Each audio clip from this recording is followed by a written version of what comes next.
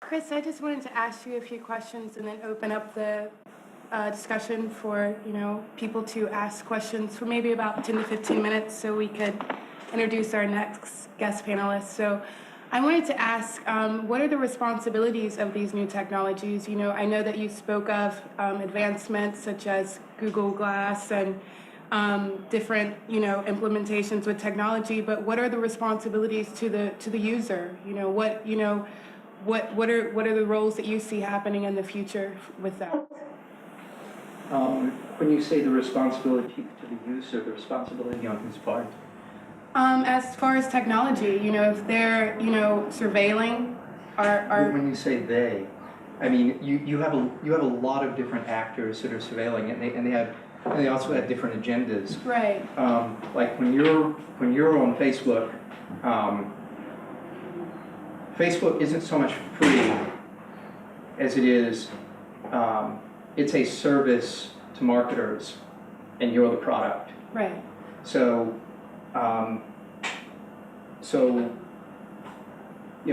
Facebook is their natural inclination is obviously going to be, to cater to their customers. Now, I actually think that they've been pretty responsible about how they've handled facial recognition in their pictures. If you consider that, within their database, if you go out and you take a picture of a random stranger and you upload it on Facebook, it won't tell you who it is, even if that person is in their database. It will only identify people to you that are in your friend list. Right. And given the fact that they have the world's largest database of faces, like I think that was a fairly responsible way of addressing that issue. It's not going to tell you, even if, let's say it's not nefarious. Let's just say you took a picture of friends out in a public space and there are random strangers in the background of the photo. Facebook won't tell you who they are. I mean, I guess I'm speaking in terms of surveillance because, I'm asking where do you see, now it started with facial recognition, where do you see it advancing in the future? Where does the line cross, Where does the dystopian future kick in? Yes, that's what I'm really... if I were to sort of put on my tinfoil hat, the worst case, worst case scenario, I feel pretty bad, but I could see a scenario where, let's say, you have cameras at intersections that take pictures of automobiles that run red lights, and then in an automated fashion gives them a ticket. Okay. The reality is that the purpose of a red light is not ultimately to make a car stop. The purpose of a red light is to keep people from being hit by cars, to have natural flow of traffic, and so people don't die on the streets. So if you're monitoring an intersection late at night, you have the technology to have cameras see the traffic flow, and when traffic flow is low, change the intersection to, say, flashing red, which you're supposed to treat like a stop sign. And that would actually aid the flow of traffic better, but it doesn't generate as much revenue.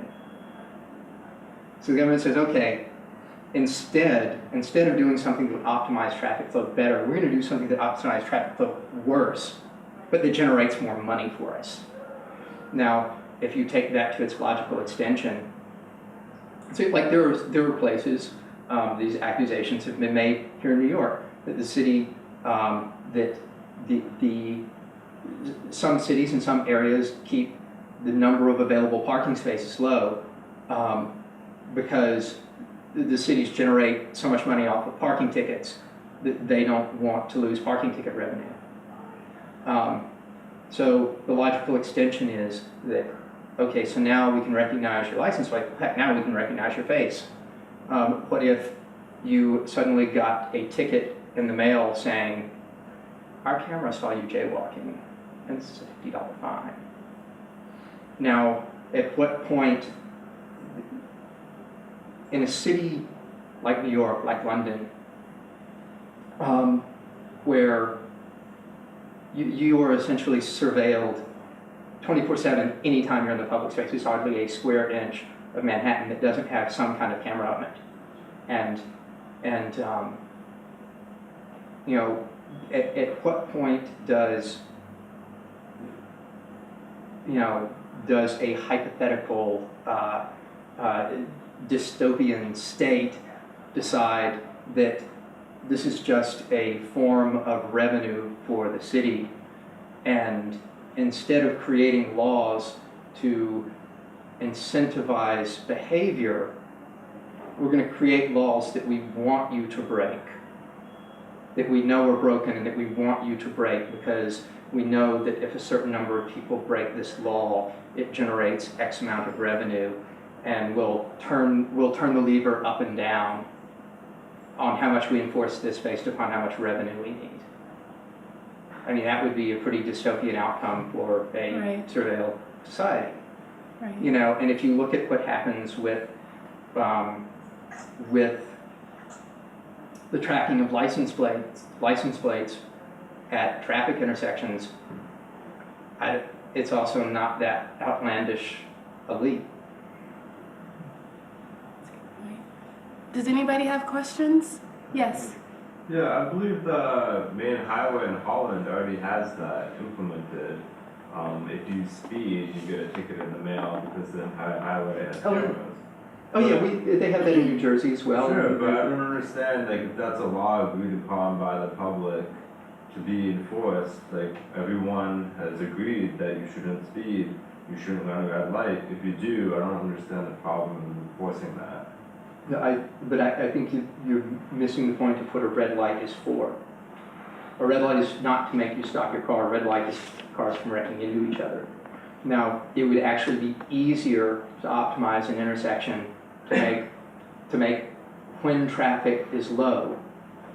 What I'm talking about is, say it's 2 o'clock in the morning and there's nobody on the street and a car pulls up to an intersection, no cars are around, and so after they come to a stop and they check it out, they go on through the light. Camera takes a picture of them and sends them a ticket. They're not sending them a ticket because they did something dangerous. They're giving them a ticket because it was more profitable for the government to give them a ticket than it was to have the light change to a blinking red light that would change it to a stoplight intersection, to a stop sign intersection. Yeah, but that's a problem with the law. I mean, if the language of the law says under no circumstances can you run a red light, then there's no problem in enforcing that. If the language of the law says, you know, in low traffic hours, we're gonna instill this, like, you can stop as if it's a stop sign, and then they went ahead and ticketed you, that would be a problem. But I guess the capriciousness though is the problem there, because I mean, they already do it with the ticket quotas toward the, you can go to any town in America, and at a certain time of the month, when more people get pulled over, they all know this, because the troopers have ticket quotas. And if they were to say, well, we need more revenue, and all that means is the period of In other words, they're creating laws for the purpose of wanting people to break them so they generate revenue, not because they don't want you to break them That does not for do public with safety. technology. What? And giving a further application, it was an example where there's I was deeper asked what a application. potential dystopian future might look like. That's Yeah, but easily you're a just saying small that step. happens right now, which it does. So. But, yeah, I But mean, there's a difference between it happening on a sort of ad hoc, localized basis and saying, okay, we have a completely surveilled society, and somebody in the government saying, revenue is low this month, let's turn the knob up a notch. Yeah, Yeah, presumably you could- that would be illegal. What? But the thing is that if it's not legal right now, and if that system gets perfected to a level that they can recognize your face, and Well, it example- already is. well, exactly, but if it gets so perfected that they can apply the same technology or the same logic of the As Red much light. as I would like to Okay. really continue this conversation, We have two other great panelists that are here today that we'd like to present, but I'd like to thank you so much for opening up a great discussion. So